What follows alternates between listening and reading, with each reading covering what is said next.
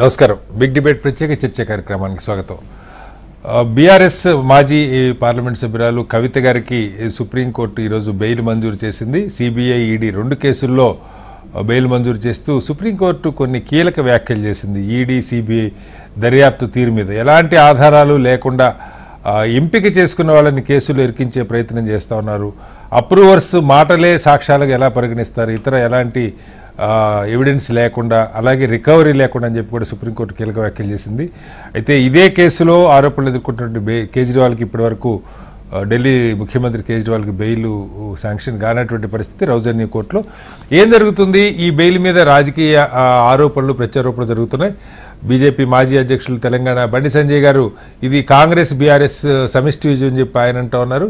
అయితే కాంగ్రెస్ పార్టీ నాయకులు ఇది ముందు నుంచే మనకు అర్థమవుతున్నటువంటి పరిస్థితి, బీఆర్ఎస్ బీజేపీ కలిసిపోయిన కారణంగానే ఈ బెయిల్ సాధ్యమైందని చెప్పి వాళ్ళు మాట్లాడుతూ ఉన్నారు.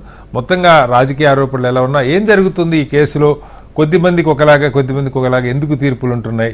రాజకీయంగా వీళ్ళ ఆరోపణలో ఏది నిజం, ఏది అబద్ధం అన్న దాని మీద ఇవాళ బిగ్ డిబేట్లో చర్చ చేపట్టాం. చర్చలో మనతో పాటు పెంటపాటి పుల్లారావు గారు ప్రముఖ రాజకీయ సామాజిక విశ్లేషకులు మనతో లైవ్లో ఉన్నారు. అలాగే విఠల్ గారు బీజేపీ సీనియర్ నాయకులు కూడా మనతో ఉన్నారు. మరి కాసేపట్లో మానవతరాయ్ గారు కాంగ్రెస్ పార్టీ అధికార ప్రతినిధి, అలాగే డాక్టర్ రాజేష్ చిరుమిళ్ళ బీఆర్ఎస్ పార్టీ నాయకులు కూడా మనతో జాయిన్ అవుతారు. ముందుగా పుల్లారావు గారు నమస్కారం. పుల్లారావు గారు, ఈ దాదాపు ఐ థింక్ మార్చిలో అనుకుంటా కవిత గారిని అరెస్ట్ చేశారు. గతంలో కూడా చాలా రోజుల నుంచి ఈడీ మాట్లాడటం ఇవన్నీ జరిగినాయి. అయితే అప్పుడు పెద్ద సాక్ష్యాలుగా వినపడ్డాయి. ఫోన్లు ఫార్మేట్ చేశారు, మెసేజ్లు డిలీట్ చేశారు, ఒక 10-15 ఫోన్లు మార్చారని నేరంగా సిబిఐ చూపించే ప్రయత్నం చేసింది, ఈడీ కానీ సిబిఐ కానీ. ఇప్పుడు సాక్షాత్తు సుప్రీంకోర్టు అసలు ఇవి ఏ రకంగా నేరాలు, వాళ్ళ ఫోన్ వాళ్ళు ఫార్మేట్ చేసుకుంటే నేరం ఎలా అవుతుంది, ఫోన్ మారిస్తే నేరం ఎలా అవుతుంది, మెసేజ్లు మేము కూడా డిలీట్ చేస్తాం, మీ దగ్గర ఎలాంటి ఆధారం లేదు, అప్రూవర్గా మారిన ఇద్దరు వ్యక్తులు ఎవరి పేరు చెప్తే వాళ్ళందరినీ కేసుల్లో ఇరికిస్తారని చెప్పి సుప్రీంకోర్టే 5 నెలల తర్వాత 6 నెలల తర్వాత అడుగుతుంది. ఎలా అర్థం చేసుకోవాలి అసలు? అంటే కోర్టులు, మన కోర్టు తీర్పులు తప్పట్టం కాదు, కానీ మొదటి నుంచి చాలామంది చేస్తున్న ఆర్గ్యుమెంట్ ఇదే, ఎలాంటి మనీ రికవరీ లేదు, వాళ్ళిద్దరూ ఎవరైతే అప్రూవర్స్ బుచ్చిబాబు, మాగుంట రాఘవరెడ్డి ఉన్నారో వాళ్ళు ఇచ్చినటువంటి స్టేట్మెంట్లు తప్ప ఎలాంటి మనీ రికవరీ లేదు, కాకపోతే అత్యంత కఠినమైన పిఎంఎల్ యాక్ట్ కాబట్టి బెయిల్ రావడం కష్టం అని అందరూ చెప్పిన మాట. చివరికి అదే 6 నెలల తర్వాత అదే నిజం అవుతుంది. ఎలా అర్థం చేసుకోవాలి? ఒకటే అవి ఇన్నోసెంటో గిల్టీయో మనకు తెలియదు, అది వెయిట్ చేయాలి, దానికి తప్పలేదు. బెయిల్ ఇస్తున్నారంటే ఇది ఒక ఇంట్రెస్టింగ్ డెవలప్మెంట్ భారతదేశం. ఒకటి ఏంటంటే సుప్రీంకోర్టు చెప్పింది చాలా కరెక్టే, మిమ్మల్ని అరెస్ట్ చేశారు, అరెస్ట్ చేశాక మీ దగ్గర మిమ్మల్ని అంతా ప్రశ్నించారు, కేసు ఫైల్ చేశారు, అది వదిలేచ్చు కదా కండిషన్స్ తో. అలాగ వాళ్ళు బెయిల్ కోర్టు ఇచ్చే వరకు ఈడీ కూడా ఆగటం కరెక్ట్ కాదు, కరెక్ట్ స్ట్రాటజీ కాదు. ఎందుకంటే వాళ్ళు ఊహ కట్టి ఇలాగో బెయిల్ ఇస్తారని వదిలేయాలి. అసలు అది ఎందుకు చేయట్లేదు, బిగుసుకొని కూర్చుంటున్నారు, అది నాకు అర్థం అవుతుంది. రెండోది కూడా మీరు ఒకటి నోటీస్ చేసి ఉంటారు, ఇది ఈ విషయమే కాదు, పెద్దవాళ్ళు కేజ్రీవాల్, సిసోదియా అలాంటి వాళ్ళు ఎవరైనా బెయిల్ కోర్టుకి వెళ్తారు. ఫర్ ఎగ్జాంపుల్ సిబిఐ కోర్టుకి వెళ్తారు, ఇవ్వలేదు, ఢిల్లీ హైకోర్టుకి వెళ్తారు, ఇవ్వలేదు, మళ్ళీ సుప్రీం కోర్టుకి వెళ్తారు, ఇవ్వలేదు, మళ్ళీ ఏదో కండిషన్ మీద మళ్ళీ సిబిఐ కోర్టుకి వచ్చాడు, నో, మళ్ళీ హైకోర్టు, మళ్ళీ సుప్రీం కోర్టుకి వెళ్తారు. ఒక వేవ్ ఎఫెక్ట్. వేవ్ అంటే అలాగ తెర, అదేమంటారు, కెరటం. మీరు పారానికి ఒకసారి ఎవరో ఉన్నారు హైదరాబాద్ లో లేటెస్ట్, ఆయన అరెస్ట్ అవి ఉన్నారు, బెయిల్ ఇవ్వనన్నారు, హైకోర్టుకి వెళ్తారు, బెయిల్ ఇవ్వలేదు, సుప్రీం కోర్టుకి వెళ్తారు, బెయిల్ ఇవ్వలేదు, మళ్ళీ డిస్ట్రిక్ట్ కోర్టుకు వస్తారు, ఏదో పెడతారు. ఇది ఒక పెద్ద కొత్త, నాకు కనపడేది ఏంటంటే కొత్త స్ట్రాటజీ, కొత్త టాక్టిక్స్ అది పనిచేస్తున్నాయి. అంటే ఫండమెంటల్ క్వశ్చన్ మీరు రైజ్ చేసింది, ఇప్పుడు సిబిఐ కానీ ఈడీ కానీ వాళ్ళ విచారణ పూర్తయిన తర్వాత నాకు తెలిసి ఈ మధ్య కాలంలో బెయిల్ ఇవ్వడానికి మాకు అభ్యంతరం లేదని వాళ్ళు చెప్తున్న సందర్భాల్లో, ప్రతి సందర్భంలో ప్రతి ఒక్కళ్ళని వీలైనంత జైళ్లలో ఉంచాల ప్రయత్నం కనపడుతుంది తప్ప. అది వాళ్ళ టాక్టిక్స్ ఏంటంటే వదిలితే మేము ఆఫీసర్లం, మేమేదో డబ్బులు తీసుకొని వదిలేసాం, మేమేదో కాంప్రమైజ్ అయిపోయి వదిలేసాం అంటారు. మాకెందుకు వచ్చేది గొడవ, మేమెందుకు పడాలి, కోర్టు నుంచి ఆర్డర్ తెచ్చుకో. ఫర్ ఎగ్జాంపుల్ నేనే ఉన్నా, భూమి కొనుక్కున్నా, నా భూమి ఎవడో దొబ్బేశాడు, కలెక్టర్ దగ్గరికి వెళ్తా, అయ్యా మేమేం చేయలేం, నువ్వు కోర్టుకి వెళ్ళి ఆర్డర్తా నీకు ఇస్తాను అంతే కదా. అదే వింటున్నారు కదా ఎక్కడైనా. అదేంటండి నా భూమి నా పట్టా పాస్బుక్ లో ఉన్నది మ్యూటేట్ అవ్వింది, అది ఎవడండి అంటే నేనేం చేస్తా, కోర్టుకి వెళ్ళు, కోర్టుని. అది ఆఫీసర్లు కూడా భయపడుతున్నారు. వదిలేరు అనుకో జాయింట్ డైరెక్టర్, నిజంగా వదిలేయాలి. 3 నెలల తర్వాత కవితను వదిలేస్తే పోయినే ఉంటాయి, వదిలేసారో వదిలేయాలి. అది కూడా ఒక టాక్టిక్ గా వదిలేయచ్చు. చక్కగా వదిలేసి అదేదో కాంప్రమైజ్ అయిపోయింది, ఏదో అది కన్స్పైర్ అయిపోయింది అని ఊహా కూడా వస్తుంది. ఆ టాక్టిక్స్ లేవు, ఎందుకంటే అది భయపడుతున్నారు. పైకి వెళ్ళి వదిలేస్తామంటే అంటే నువ్వు కాంప్రమైజ్ అయిపోయావు. సో ఆ పక్కన అది ఉన్నది, ఈ పక్కన సుప్రీంకోర్టు. అన్నిటికంటే ముఖ్యం ఏంటంటే ఇవాళ ఈ కేసు ఎప్పుడు తీర్పు తర్వాత ఒక పెద్ద ప్రాబ్లం ఈ లిక్కర్ స్కామ్ లో అప్రూవల్స్ విలువలేదంటే ఒక్క మర్డర్ కేసు కూడా కంక్లూడ్ అవ్వదు. ఇన్ఫార్మెన్స్ తీసుకోకపోతే ఏది రాదు. మీరు రివార్డ్ చేయకపోతే రాదు. మీకు ఎప్పుడైనా విట్నెస్ అనేవాడు ఒక ఆ పక్కన ఉన్నవాడు ఈ పక్కన రాకపోతే ఫ్యాక్ట్స్ ఎలా వస్తాయి ఒక క్రైమ్ చేసిన వ్యక్తి. సో అది కూడా అప్రూవర్ ద్వారా కాదు సార్, అప్రూవర్ ద్వారా మీరు సాక్ష్యాలు సేకరించి ఎవిడెన్స్ సబ్మిట్ చేస్తే ఓకే, కానీ కేవలం అప్రూవర్ ఎవరి పేరు చెప్తే వాళ్ళు ఇరికిచ్చి ఎలాంటి ఆధారాలు లేకుండా ఇప్పుడు మనీ రికవరీనో ఇంకోటి జరిగింది అనుకోండి, కవిత గారిని బ్లేమ్ చేయొచ్చు. ఇక్కడ అదేం కనపట్ల మనకి, మనీ రికవరీ జీరో, కేవలం వాళ్ళ స్టేట్మెంట్ ఆధారంగానే ఇరికిచ్చినట్టుగా కోర్టు మాట్లాడుతున్నది. మనం ఒకటి మనకి కనపడేదంతా ఇంతే కనపడుతుంది అంతే కదా, మనకి ఇలా కనపడుతుంది. సంజయ్ సింగ్ అని ఎవడో అపోజ్ చేయకుండా సడన్ గా ఒక రోజు వదిలేశాడు ఇది వాళ్ళు. ఏమంటూ వదిలేరు, ఎందుకు వదిలేరు? ఏమొచ్చాడు అలా బయటకు వచ్చి తిరుగుతా పోతున్నాడు, ఎందుకు వదిలేరు? ఇదంతా టాక్టిక్స్ కూడా ఉంటాయి కనపడని. ఒకటి ఏంటంటే మీరు అన్నట్టుగా ఇన్ని నెలలు పెడతాం అనవసరం ఎవరిని, అది వదిలేయాలి, కండిషన్స్ పెట్టాలి. అది వాళ్ళకి ఎలాగో బెయిల్ ఇస్తారంటే ఇందాక నేను చెప్పిన కారణం ఆఫీసర్స్ భయపడుతున్నారు. మేము అయిపోయిన వదిలేవంటే మేమేదో డబ్బులు తినేసామంటారు కదా, అంటారు కదా, అనుమానం వస్తారు కదా, నాకెందుకు ఈ గొడవ.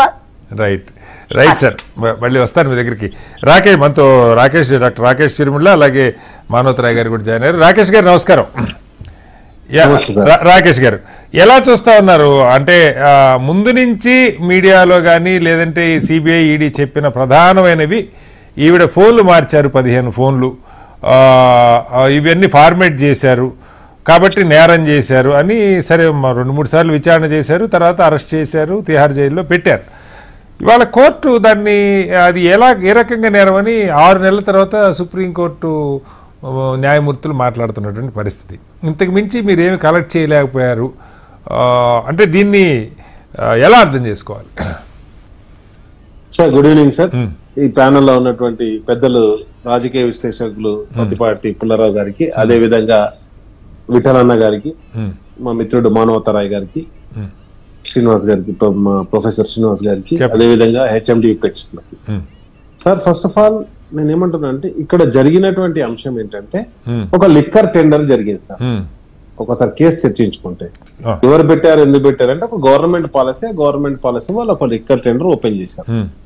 ఆ లిక్కర్ టెండర్ ఓపెన్ చేస్తే ఆ లిక్కర్ టెండర్ లో వివిధ కంపెనీలు పార్టిసిపేట్ చేస్తే దానికి ఏదో రినింగ్ అయ్యారు, సిండికేట్ అయ్యారని ఏవో ఆరోపణలు చేశారు సార్. ఆరోపణలు చేసి ఎవరెవరైతే కంపెనీలను అరెస్ట్ చేశారో వాళ్ళే అక్యూజ్డ్ గా మారినారు. ఎందుకంటే వాళ్ళంతా కూడా ఈ రోజు ఏదైనా మాగుంట రాఘవ అని చెప్పేసి వాళ్ళ వ్యాపారంలో మొదటి నుంచి ఉంది, వాళ్ళు అప్రూవర్స్ గా మారారు, వాళ్ళు అప్రూవల్ గా మారారు. మళ్ళీ నెక్స్ట్ వచ్చేసి ఆయన బీజేపీ టీడీపీ అలయన్స్ లో ఆయన టీడీపీ నుంచి ఎంపీగా ఆయన టికెట్ కన్ఫర్మ్ అయిన తర్వాత ఆయన స్టేట్మెంట్ ఇస్తే ఆ స్టేట్మెంట్ బేస్ చేసుకొని వాళ్ళ అబ్బాయి స్టేట్మెంట్ బేస్ చేసుకొని ఏదైతే ఇక్కడ ఉన్నటువంటి అంటే అక్కడ కేజ్రీవాల్ గారిని కావచ్చు లేకపోతే మా కవితక్కని కావచ్చు కానీ అరెస్ట్ చేయడం జరిగింది. నేనేమంటున్నా అంటే వాళ్ళిద్దరిని అరెస్ట్ చేశారు. అరెస్ట్ చేసినప్పుడు కోర్టుకు కావాల్సింది ఏంటి? అప్రూవల్ గా మారినాడు. ఈ రోజు ఆయన అరెస్ట్ చేసి అప్రూవల్ గా మారాడు, రేపు ఇంకో అప్రూవల్ గా ఇంకో స్టేట్మెంట్ ఇవ్వచ్చు. కోర్టు అడిగింది ఏంది? మీ దగ్గర ఉన్న ఈడీ సిబిఐ దగ్గర ఉన్న కాకుండా ఏమైనా ఎవిడెన్స్ ఉన్నాయా? వితౌట్ ఎవిడెన్స్ ఏమన్నా ఉంటే సుప్రీంకోర్టు ముందు ప్రవేశపెట్టారు. సిసోడియా గారిని 1.5 year జైల్లో పెట్టారు, కేజ్రీవాల్ గారిని అరెస్ట్ చేశారు. ఇక్కడ 2 అంశాలకు వచ్చేసి, ఒకటి కవితక్క మీద అసలు కేసే ఫైల్ కాకముందే బీజేపీలో వచ్చి మా ఇంటి ముందర ధర్నా చేస్తారు, అరెస్ట్ అవుతారు గ్యారెంటీ అని ముందే చెప్పారులేండి. చాలా మంది బీజేపీ నాయకులు చెప్పారు. ముందే బీజేపీ నాయకులు వాళ్ళు ఈడీ అధికారులు అంటే బీజేపీలో ఈడీ సిబిఐ అంటారు. ఒకటి అయిపోయింది. అండ్ నెక్స్ట్ వచ్చేసి కేజ్రీవాల్కి బెయిల్ రావాలి, ఇక్కడ ఏం తప్పు జరగలేదు అని చెప్పేసి రాహుల్ గాంధీ గారు అక్కడ ధర్నా చేస్తారు. కానీ విచిత్రంగా కాదు సార్ మీరు చెప్తున్న దానిలో ఇవాళ మరి ఈ కేసులో అసలు సూత్రధారి అన్న కేజ్రీవాల్కి ఏమో బెయిల్ రాలేదు, సుప్రీం కోర్టు విచారణ అయిపోయింది, సిబిఐ ఈడీ విచారణ అయిపోయింది, ఛార్జ్ షీట్లు కూడా ఫైల్ అయినాయి, బెయిల్ ఇవ్వచ్చు అన్నారు. మరి అదే కేసులో కేజ్రీవాల్కి ఏమో బెయిల్ రాలా, కవిత గారికి బెయిల్ వచ్చింది. దీన్ని ఎలా అర్థం చేసుకోవాలి రాకేష్ గారు? సార్ తప్పకుండా సార్, అదే టైంలో మాకంటే ముందు ఎవరైతే సిసోడియా గారు ఉన్నారో ఆయనకు బెయిల్ వచ్చింది. నేనేమంటున్నాను, కేజ్రీవాల్ కూడా సుప్రీంకోర్టు బెయిల్ మంజూరు చేసింది. మంజూరు చేసిన తర్వాత సిబిఐ ఇంకో ఛార్జ్ షీట్ దాఖలు చేసింది. సిబిఐ దాఖలు చేసినటువంటి లిక్కర్ స్కామ్ కు సంబంధించినటువంటి ఛార్జ్ షీట్ కాదు అది. అది అక్కడ ఢిల్లీలో జరిగినటువంటి స్థానికంగా జరిగినటువంటి అంశాలకు సంబంధించినటువంటి ఛార్జ్ షీటు, అది లిక్కర్ ఛార్జ్ షీట్ కాదు, మీకు స్పష్టంగా చెప్తున్నాను. సిబిఐ దాఖలు చేసినటువంటి ఛార్జ్ షీట్ లిక్కర్ సంబంధించి లిక్కర్ దాంట్లో ఆయనకు కూడా బెయిల్ వచ్చేసింది. ఎవరికైతే కేజ్రీవాల్ గారు ఉన్నారో కేజ్రీవాల్ ఆల్రెడీ పూర్తిగా రాలేదు సార్. లిక్కర్ పాలసీ మీద కూడా సిబిఐ కేసు ఉంది, ఒకటి మనీ లాండరింగ్ సంబంధించి ఈడీ కేసు ఉంది. లేదు సార్, మనీ లాండరింగ్ సంబంధించి గానీ, ఒకటి మనీ లాండరింగ్ సంబంధించి గానీ, లిక్కర్ పాలసీకి సంబంధించి గానీ వాళ్ళ కోర్టు అడుగుతుంది, సుప్రీం కోర్టు ఏదైతే ఎవిడెన్స్ కావాలని అడుగుతుంది. మరొక ఛార్జ్ షీట్ దాఖలు చేసినట్టే తప్పకుండా అయ్యేది.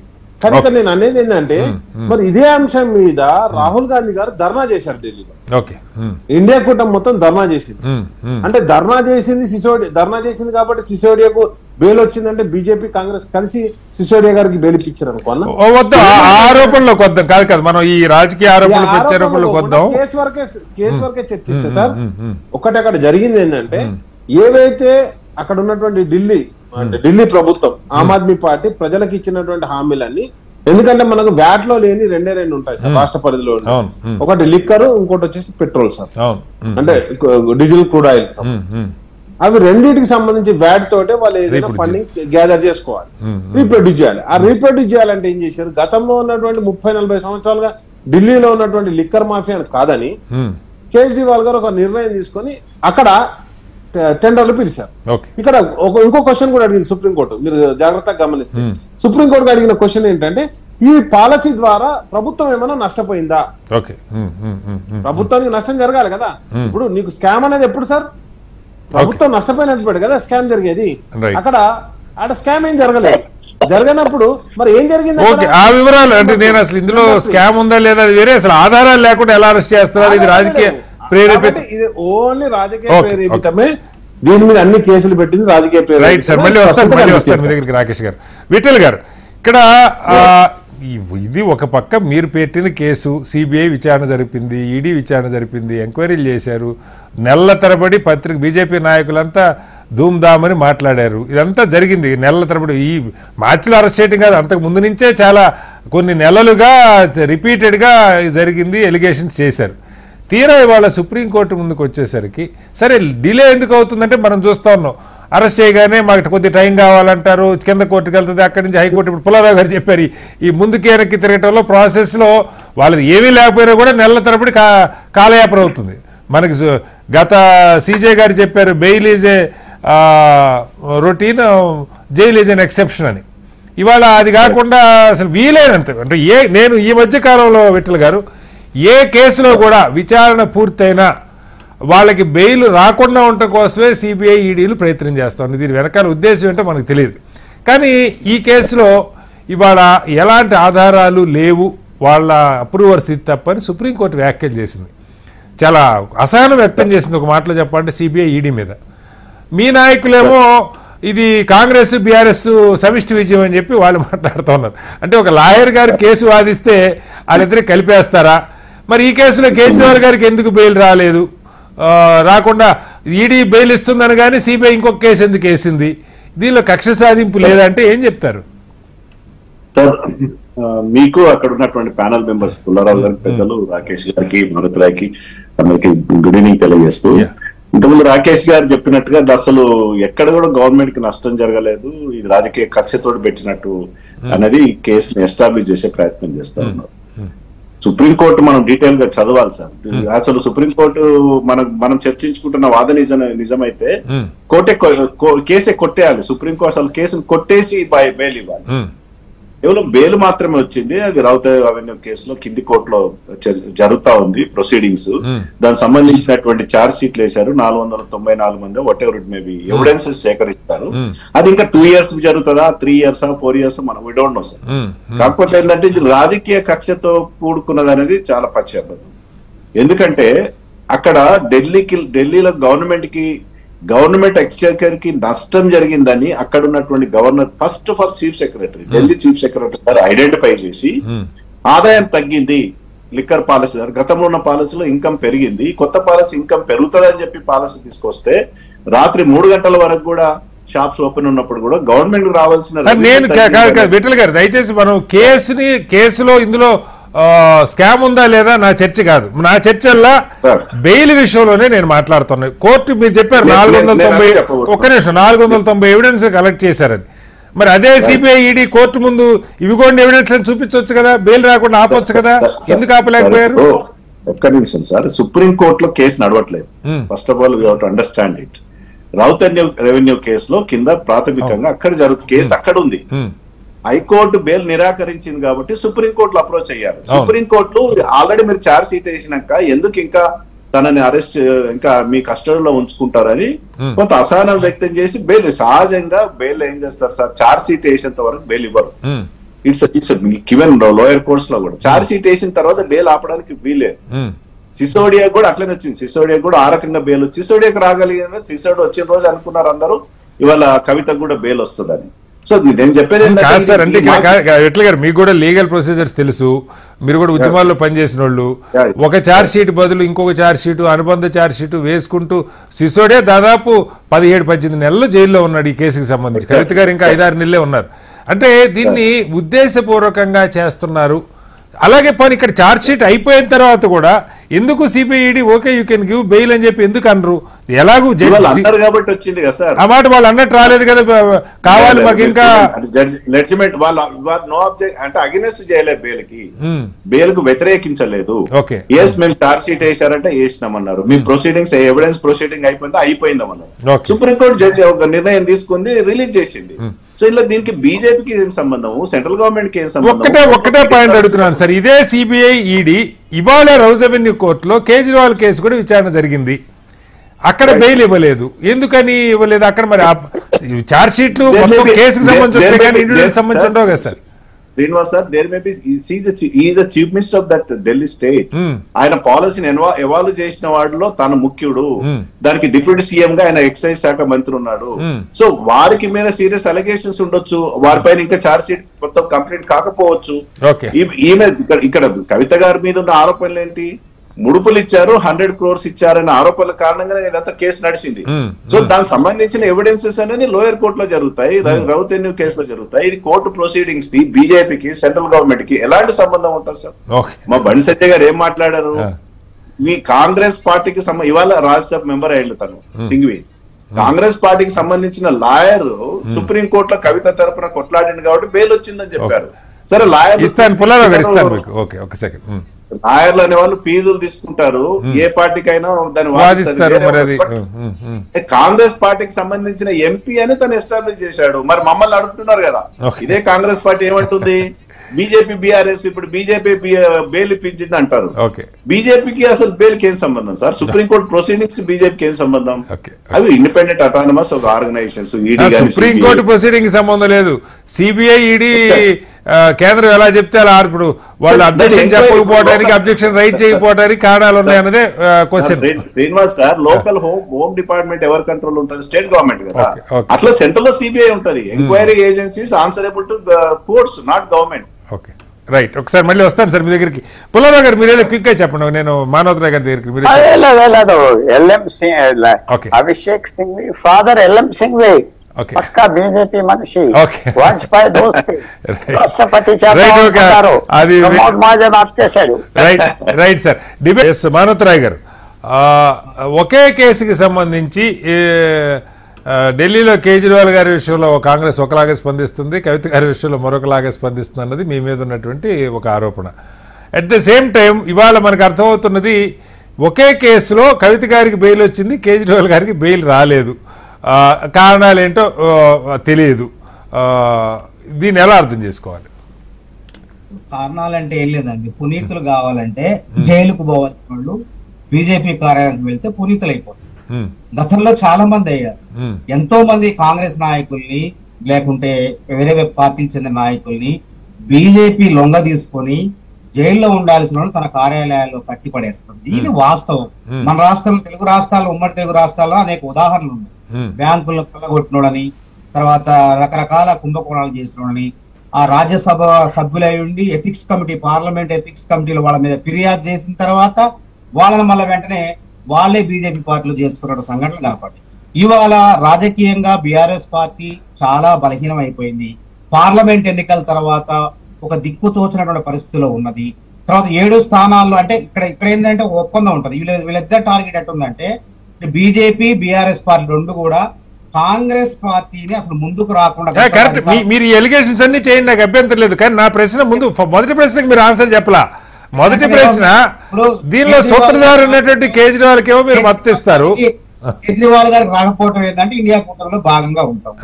కవిత గారు రావటం ఏంటంటే ఇక్కడ ఏంటంటే వాళ్ళు పరస్పరంగా సహకరించుకోవటం. హరీష్ రావు గారు కేటీఆర్ గారు ఢిల్లీ వెళ్లి అంతకుముందు. ఇంతకీ కేసు స్కామ్ ఉందంటారా లేదంటారా మీరు? సరే, స్కామ్ ఉన్నది లేదనేది ఇప్పుడు నేను చెప్తే కాదు, సుప్రీంకోర్టు న్యాయమూర్తులు చెప్పాలి. వాళ్ళు బెయిల్ ఇచ్చారు. ఎందుకంటే మన కోర్టు గురించి మాట్లాడదు, కానీ రాజకీయ అంశాలు మాత్రమే మనం మాట్లాడగలం. బయట జరిగే అంశాలు మాత్రం మాట్లాడదు. ఎందుకంటే రాష్ట్రంలో జరిగే రాజకీయ పరిణామాలు, దేశంలో జరిగే రాజకీయ పరిణామాల గురించి మాత్రం మనం మాట్లాడాలి. కానీ కోర్టుకు సంబంధించి మాట్లాడితే నేను కూడా నేరస్తున్నాయి.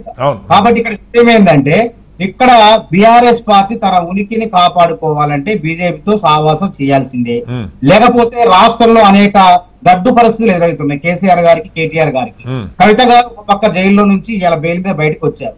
ఆ కేసుల్ని కఠినం చేస్తే చాలా ప్రమాదం ఉంది భవిష్యత్తులో. అదే విధంగా ఒక కాళేశ్వరం లో అవినీతి పైన విచారణ జరుగుతుంది. అధికారులు మొత్తం మాకేం సంబంధం లేదు, అంతా వాళ్ళు చెప్పినట్టే, ముఖ్యమంత్రి, నీటిపారుదల శాఖ మంత్రి, ప్రభుత్వంలో పెద్దలు చెప్పినట్టే చేశామని వాళ్ళు సంతకాలు పెడతారు. ఆడంటే ఆడ విచారణాధికారుల ముందు. విద్యుత్ శాఖలో జరిగిన అవినీతిపై దానిపై ఒక పక్కన విచారణ. ఫోన్ ట్యాపింగ్ విషయంలో పోలీస్ అధికారులు ఇప్పటికే జైలుకు పోయారు. ఇంకొంచెం పెద్ద అధికారి, ఇంటెలిజెన్స్ అధికారి రావాల్సి ఉంది. రేపు అన్ని కూడా మెడకు చుట్టుకునే పరిస్థితుల్లో కేసీఆర్ అసెంబ్లీకి కూడా రావటం లేదు. ఎందుకంటే మొహం చూపించుకోలేని పరిస్థితి. కాబట్టి వీటి నుంచి బయటపడాలంటే బండి సంజయ్ గారు మీ పుణ్యానే కవితకి బెయిల్ వచ్చిందని చెప్పి ఆయన చెప్తా ఉన్నారు. మీ లాయర్లే, మీ పార్లమెంట్ సభ్యులే వాదించారు. అతికినట్టున్నారు కదా. ఇప్పుడు వృత్తిపరమైనటువంటి సిల్వి గారు ఒకవేళ వాదించిన వృత్తిపరంగా, రఘునందన్ రావు గారు లాయర్ అండి. అసదుద్దీన్ ఓవైసీ గారు మరి నిజామాబాద్ నిర్మాణంలో అరెస్ట్ అయితే ఆయన వకీల్గా పనిచేసి ఆయన బెయిల్ ఇప్పించడం, మరి వాళ్ళిద్దరు ఒకటేనా? వాళ్ళు లాయర్లు, వృత్తి అది లాయర్ అన్నప్పుడు వాళ్ళు ఎక్కడికైనా పోతారు. కానీ ఇక్కడ ఏం రాజకీయ సంబంధాలు చూడండి. ఇక్కడ రాజకీయ సంబంధాలు, బలపడుతున్న సంబంధాలు, ఎట్లా ముడిపడుతున్న సంబంధాలు. కాంగ్రెస్ పార్టీ వాళ్ళ విచారణ నుంచి తప్పించుకోవాలంటే చెప్పారు. భారత రాజ్యాంగంలో 361వ నిబంధన ఉన్నది. దాని ప్రకారం ఈ దేశంలో ఇద్దరు అనేక క్రిమినల్ చట్టాల నుంచి, కేసుల నుంచి మినహాయింపు పొందగలరు. వాళ్ళు ఒకటి రాష్ట్రపతి, 2 గవర్నరు. ఒకవేళ ఈ పార్టీని తీసుకుపోయి బీజేపీలో కలిపి పునీతులను చేస్తే బీఆర్ఎస్ పార్టీని, కేసీఆర్ గారికి గవర్నర్ పదవి వచ్చే అవకాశం ఉంది. రాష్ట్రంలో కేసులు విఠల్ గారు ఇస్తారు. ఒక్కసారి ఎందుకు రేవంత్ రెడ్డి కదా మళ్ళీ ముఖ్యమంత్రి కంటిన్యూ కావాలని తిరుగుతుండు. రేవంత్ రెడ్డి ఓటుకు నోటు కేసులో తిరుగుతుండు చేస్తారని చెప్పేసి మాట్లాడుతుండు సార్. రాయ్ గారు మరి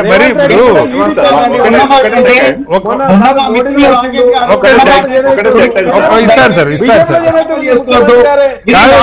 గారు మీరు మాట్లాడగానే బీజేపీ బీఆర్ఎస్ ఇద్దరు విభజించబడతారు. ఒక్క సెకండ్ శ్రీనివాస్ గారు, నేను ఏమంటానంటే కేసుకు సంబంధించి ఏదో మాట్లాడాలంటే మాట్లాడాలి. నేను ఏమంటానంటే ఏది పడితే అది మాట్లాడతా అంటే ఈడీ కేసులు ఓటుకు నోటు కేసులో కూడా ఉన్నది.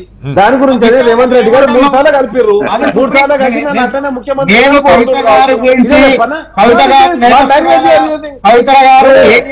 నేనేమంటానంటే రాహుల్ గాంధీ ధర్నా ఎందుకు చేసిండు? ఒక్క సెకండ్ కాదు మానవతరాయ్ గారు, అంటే మనం మాట్లాడదానిలో ఒక ఫండమెంటల్ పాయింట్ విషయంలో మిమ్మల్ని అడుగుతా ఉన్నాను. నేను వేరే ఏం లేదు. సరే, మీరు రాజకీయ ఆరోపణలు ఎలాగే అందరూ చేస్తారు, చెప్పని చేస్తారు. కానీ ఇప్పుడు ఒక కేసుకి సంబంధించి కేసే ఉత్తది, ఇందులో కుట్రేమీ లేదంటే అది ఒక లైను. కేజ్రీవాల్ గారి విషయంలో అయినా, మనోజ్ సిసోడియా అయినా, లేకపోతే కవిత గారి విషయంలో అయినా. కానీ కేసు అక్కడేమో సీఎంగా ఉన్న వ్యక్తికి మీరు మద్దతు ఇస్తున్నారు, ధర్నాలు చేస్తూ ఉన్నారు, ర్యాలీలు చేస్తూ ఉన్నారు. ఆయన పాత్ర లేకుండా ఈ స్కామ్ ఉండదు, లేదు ఉంటే గింటే ఆయన పాత్రతోటే ఉండాలి, లేదని మీరు ఆర్గ్యూ చేస్తూ ఉన్నారు. కానీ ఇక్కడ కవిత గారు మాత్రం ఈ కేసులో ఉన్నారు, లేదు ఈ కేసులో బీజేపీ బీఆర్ఎస్ ఆలోచి పట్టడం వల్ల బెయిల్ వచ్చింది అంటా ఉన్నారు. ఇది ఎలా అంటే ఇది ప్రత్యేకమైన పరిస్థితి. అసలు కవిత గారి మీద ఈడీ వాళ్ళు, సిబిఐ వాళ్ళు అసలు కేసు నమోదు చేయాలనుకోలేదు. వాళ్ళ పార్టీకి సంబంధించిన ఇప్పుడు ఎంపీగా ఉన్నటువంటి కొండా విశ్వేశ్వరరెడ్డి గారి నాయకులు కాంగ్రెస్ పార్టీ నుంచి బీజేపీలోకి పోయి మళ్ళీ బీజేపీలోంచి కాంగ్రెస్ లోకి వచ్చి ఎమ్మెల్యే అయినటువంటి రాజగోపాల్ రెడ్డి వాళ్ళ నాయకులు అప్పుడు బీజేపీ పార్టీలో ఉన్న అసెంబ్లీ ఎన్నికల ముందు కవితని గనక మనం అరెస్ట్ చేయకపోతే, కవిత గారిని అరెస్ట్ చేయకపోతే మన పార్టీ మీద విశ్వాసం కోల్పోతాం, బీజేపీకి సంబంధాలు ఉన్నాయనుకుంటారని చెప్పి అనుకున్నది నిజమైంది. అసెంబ్లీ ఎన్నికలు అందుకే వాళ్ళకి 8 స్థానాలు ఇచ్చారు, కాంగ్రెస్ ని గెలిపించారు. కాబట్టి ఈ యొక్క దీని నుంచి బయటపడటానికి ఏం చేశారు, మళ్ళీ బీజేపీ ఎన్నికల్లో పుంజుకుంది కాబట్టి మార్చి 15వ తారీఖుల్లో ఎందుకంటే అరెస్ట్ చేయకపోతే మళ్ళీ పుంజుకోము అని చెప్పేసి తప్పుడు సంకేతాలు పోతాయి. ఈ ఎన్నికల్లో ఎట్లాగూ బీజేపీ బీఆర్ఎస్ పార్టీ చేతులెత్తేసింది కాబట్టి వాళ్ళ ఓట్లన్నీ మనకే బదులాయి.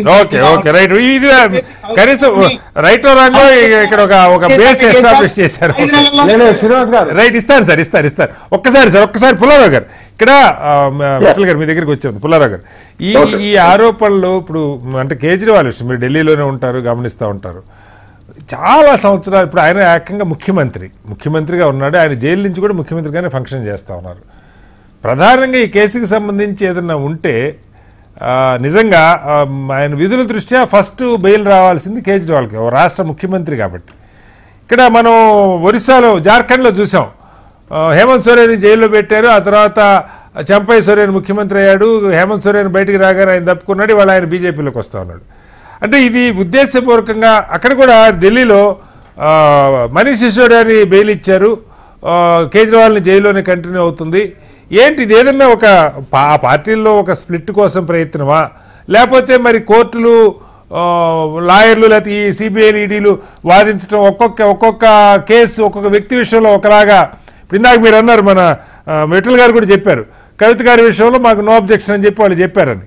మరి అదే నో అబ్జెక్షన్ అక్కడ చెప్పట్లా, ఛార్జ్ షీట్లు, ఎంక్వైరీ అంతా అయిపోయిందా, ఒకటే కేసు, ఎలా అర్థం చేసుకో? ఒకటి చీఫ్ మినిస్టర్ మీద వేరే అలిగేషన్స్ ఉన్నాయి, కవిత మీద వేరే అలిగేషన్స్, మనోజ్ సిసోడియా మీద వేరే అలిగేషన్, కొల మీద వేరే అలిగేషన్. చీఫ్ మినిస్టర్ మీద మెయిన్ అలిగేషన్ ఏంటంటే నాయర్ అని ఆయన రైట్ హ్యాండ్ మ్యాన్, ఆయన ఇన్వాల్వ్ చేశాడు, దానికి ప్రూఫ్ ఉన్నది చీఫ్ మినిస్టర్ మీద, కాదంటానికి వీలు లేదు. అలాగే ఫర్ ఎగ్జాంపుల్ మీరు సిసోడియా మీద కూడా అతనే పాలసీ ఫార్ములేట్ చేసి అతనే చేశాడు, ఎక్సైజ్ పాలసీ. కవిత రోల్ ఏంటంటే డబ్బు ఇచ్చింది, అలిగేషన్ డబ్బిచ్చారు, లంచం ఇచ్చింది, ఏమి బెనిఫిట్, నేను వచ్చి మీకు ఊరికనే డబ్బు ఇవ్వచ్చు, మీరు తీసుకోవచ్చు, అది లంచం కాదు, అది క్విడ్ ప్రోకో, అంటే నేనేం పని చేయకుండా కూడా మీరు నాకు డబ్బు ఇవ్వచ్చు, అది తప్పు కాదు. సో వేరే వేరే కేసెస్. దీంట్లో ఏంటంటే నేను అంటున్నా అది కాదు, మీరు మంచి పాయింట్ రైట్ చేశారు పుల్లారావు గారు. ఇప్పుడు నాయరు అక్కడ ఒక విషయం ఉన్నా, ఇప్పుడు కేసు వాళ్ళతో తేలిపోతుందని మనం ఎవరు అనుకోవట్లేదు. 2 ఏళ్ళు పట్టచ్చు, 4 ఏళ్ళు పట్టచ్చు. విచారణ పూర్తయింది అనుకుంటే, ఛార్జ్ షీట్లు వేయటం పూర్తయింది అనుకుంటే బెయిల్ రావాలి కదా. కవిత గారి విషయంలో అదే కదా సుప్రీంకోర్టు చెప్పింది. మరి ఎందుకు కేజ్రీవాల్కి బెయిల్ రాదు? హలో, మా పుల్లారావు గారు మ్యూట్లోకి వెళ్ళింది, మీది ఒకసారి అన్మ్యూట్ చేయండి. హలో పుల్లారావు గారు. ఎస్ మెటల్ గారు చెప్పండి. సేమ్ క్వశ్చన్ నేను అడుగుతున్నది. ఇప్పుడు సుప్రీంకోర్టు ఈ కేసులో చెప్పిన మాట, ఇక్కడ విచారణ పూర్తయింది, ఛార్జ్ షీట్లు ఫైల్ చేయటం అయింది, ఇంకా ఎందుకు మీరు ఆధారాలు ఏమి లేవని చెప్పి ఆర్గ్యుమెంట్ సుప్రీంకోర్టు జడ్జిలు చేశారు. అంటే వాళ్ళు ఆ క్వశ్చన్ చేశారు, బెయిల్ ఇచ్చారు. మరి ఇదే కేసులో నాయర్ కూడా ఇదే కేసు సంబంధించి, మనం బుచ్చిబాబు అయినా, మాగుంట రాఘవరెడ్డి అయినా, నాయర్ అయినా, విజయ నాయర్ అయినా అంతా కూడా ఈ లిక్కర్ స్కామ్కి సంబంధించిన కేసులో కొంతమంది అక్యూజ్డ్, కొంతమంది అప్రూవర్స్, లేదా కొంతమంది ఎవిడెన్స్, ఇవన్నీ ఉన్నాయి. పుల్లారావు గారు కనెక్ట్ అయినట్టు. పుల్లారావు గారు మీరు ఆన్సర్ చెప్పాక విఠల్ గారి దగ్గరికి వెళ్తాను, క్విక్గా చెప్పండి.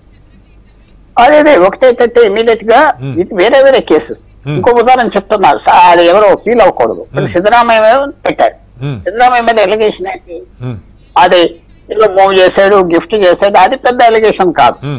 అలిగేషన్ ఎక్కడ వస్తుందంటే మనకు కనపడింది 98లో భూమి కొన్నాడు అన్నాడు, కానీ అలిగేషన్ 2004లోనే కొన్నాడు. అది ఎలా అవుతాయి? అది మెయిన్ థింగ్. కేజ్రీవాల్ మీద కూడా కొన్ని ఉన్నాయి.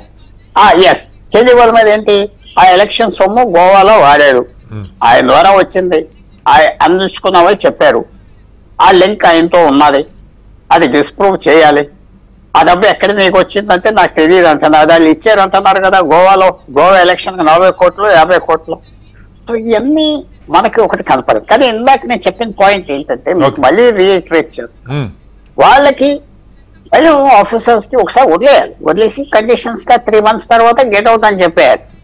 గెట్ అవుట్ నువ్వు చూసుకో, మళ్ళీ పిలుస్తామని చెప్పి పడతారు. కానీ ఎవరు ఉంటారు?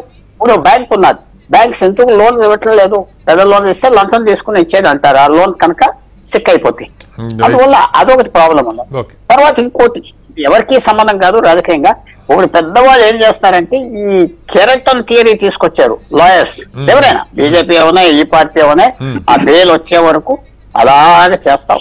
Okay okay right. విఠల్ గారు ఇక్కడ ఇది ఇప్పుడు ఒక రకం కేసు మామూలుగా ఎందుకు జైల్లో పెడతాం? కేసు నిరూపణ కాకముందు అక్యూజ్డ్ గా పెడతాం. They are not convicted. Accused అంటే ఏంటి, ఎందుకు జైల్లో పెట్టాలంటే మనందరికి తెలిసింది, వీళ్ళు బయటికి వెళ్తే సాక్షుల్ని ప్రభావితం చేస్తారు, లేదంటే దేశం వదిలి పారిపోతారు, ఇవి కదా ఆ ఆరోపణలు. కేసు ఇక్కడ విచారణ పూర్తయిపోయి ఛార్జ్ షీట్లు ఫైల్ అయ్యాక ఇంకా సాక్షుల్ని ప్రభావితం చేసేది ఉండదు, కేసును ప్రభావితం చేసేది ఉండే అవకాశం లేదు. విదేశాలకు పారిపోయే మనుషులు అనుకుంటే మీరు వాళ్ళ పాస్పోర్ట్లు హ్యాండ్ ఓవర్ చేసుకోవచ్చు, కండిషన్స్ పెట్టచ్చు. కానీ ఒకే కేసులో కేజ్రీవాల్కి బెయిల్ రాలేదు. ఇవాళ హీరింగ్ జరిగింది, అది కవిత గారికి బెయిల్ వచ్చింది. ఇది సమాజం ఎలా అర్థం చేసుకుంటుంది? సార్ ఇప్పుడు పుల్లారావు గారు ఇంతకుముందు చాలా డీటెయిల్ గా చెప్పారు. ఇప్పుడు యాక్చువల్ గా పాలసీ ఎవాల్వ్ చేసింది ఎవరు సార్? ఇప్పుడు కేజ్రీవాల్ కైనా సిసోడి పైన ఉన్న అలిగేషన్స్ కంపారిటివ్లీ కవిత గారు తక్కువ అలిగేషన్స్, లెస్ అలిగేషన్స్. ఎందుకంటే కవిత గారు డబ్బు ఇచ్చారనేది అలిగేషన్స్. అది వాళ్ళు పాలసీని ఎవాల్వ్ చేశారు. లిక్కర్ పాలసీని కేజ్రీవాల్ గవర్నమెంట్ ఎవాల్వ్ చేయడం ద్వారా గవర్నమెంట్ ఎక్స్చెకర్కి రావాల్సిన 100 కోట్ల రూపాయలు రావాల్సింది నష్టపోయిందని ఆ చీఫ్ సెక్రటరీ లెఫ్టినెంట్ గవర్నర్ గారు కంప్లైంట్ చేస్తే లెఫ్టినెంట్ గవర్నర్ గారు సిబిఐ డైరెక్టర్. నేను మీరు చెప్తున్న ఏ ఆరోపణ నేను ఖండించట్లేదు విఠల్ గారు, మీరు చెప్తున్నది నిజమే కావచ్చు, కానీ విచారణ పూర్తి అయిపోయింది, ఛార్జ్ షీట్లు ఫెయిల్ అయిపోయినాయి, బెయిల్ రావాలి కానీ ఎందుకు ఇవ్వట్లేదు అంటున్నా, అంతే. ఆయన నేరం చేశాడా లేదా నా చర్చ కాదు సార్. ఇప్పుడు మేబీ ఇంకేమైనా పెండింగ్ ఉన్నాయేమో ఛార్జ్ షీట్లు, ఇప్పుడు సిబిఐ వాళ్ళు కానీ లేకపోతే ఈడీ వాళ్ళు ఇంకేదైనా ఇంకో అదనపు ఛార్జ్ షీట్లు ఏదైనా వేయాల్సి ఉండొచ్చు బహుశా, అందుకనే కేజ్రీవాల్ కి రాకుండా ఉండొచ్చు.